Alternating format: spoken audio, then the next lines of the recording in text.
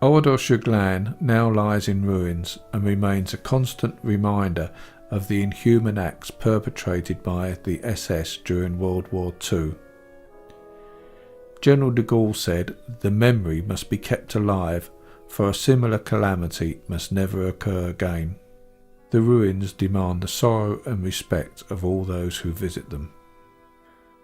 Oradour was a charming French village where people from the nearby city of Limoges would come to enjoy the country air, the tranquil peace of nature, and to fish the River Glan. Oradour was linked to Limoges by a tramway, which, as well as bringing visitors, enabled some of the villagers to commute to the city to work. For many people, Oradour was nothing more than a harmonious name. To others, it remained unknown. After all, it was a small village in a remote corner of France, just like so many others. But on the 20th of June 1944, just 4 days after the D-Day landings, tragically, Oradour became part of French history. It was a warm summer's afternoon and the local children had just finished school. The streets were quiet as Oradour dozed before going back to work. Someone remarked, "Look, a German." Lorries started to arrive full of soldiers. No one worried, as there had never been any problems between the village folk and the occupiers. No one tried to run away, which would have been futile as the village was soon surrounded. Then came the sound of the village drum, summoning the inhabitants to the village green. Rumours circulated that it was just an identity check. A little boy, led by his teacher, dashed into a garden and was the only one of 147 schoolchildren to escape. The Germans, led by Major Dickman, divided the men and the women. The women and children were led into the church, where they felt safe and secure, but the women were naturally worried about their menfolk. The men were split into several groups and led away into 3 barns, 2 garages and a hangar. A survivor from one of the barns said that at 4 o'clock an explosion in the village signalled the start of the massacre. It began simultaneously in each of the sites. The SS fired low at the men's legs with machine guns until nothing moved. They then climbed over the bodies and finished off anyone who stirred.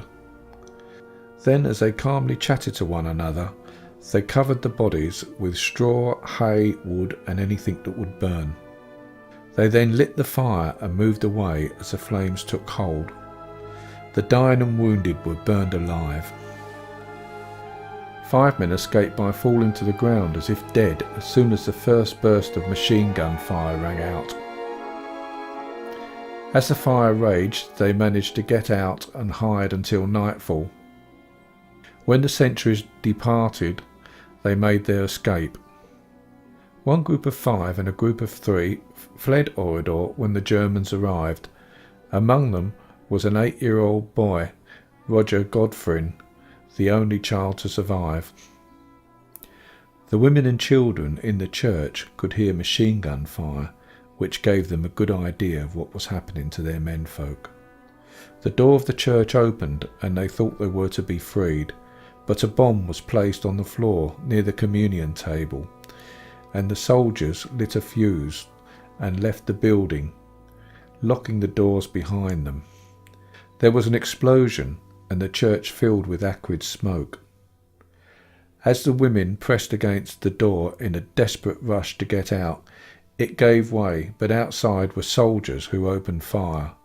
Firing continued through half-opened doors until they had run out of ammunition and there were no signs of life. Later the soldiers returned and made a bonfire from pews and chairs and set fire to it. The church of Oradour was now consumed in flames. 2 women managed to escape the carnage in the church by climbing through a window above the altar, but the second woman had a baby who cried out, alerting the soldiers, and they shot and killed the mother and baby. The first woman was wounded but managed to hide and eventually escape. At about 7 o'clock the tram from Limoges arrived at the bridge over the Glan and it was suddenly stopped by the SS. The passengers from Limoges were sent back, but the residents from Oradour feared for their life, thinking they were about to be shot.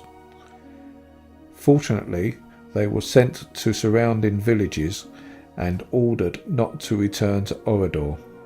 Although they were relieved to be free, they could see the flames from their burning village, and they were extremely worried about their friends and family. Many of the soldiers involved in the massacre were sent to fight in Normandy, where some lost their lives, including their senior officer, Major Dickman. At the trial after the war, it was established that 14 soldiers were from Alsace, now reunited with France. One was a sergeant who was sentenced to death, and the remaining 13 were given between 5 and 8 years. Shortly after, for the sake of French unity, the government gave them all a pardon, and they all walked free. The people of Oradour were naturally incensed by this decision, and gave back the Cross of the Legion of Honour and the Cross of War, awarded to them some years earlier.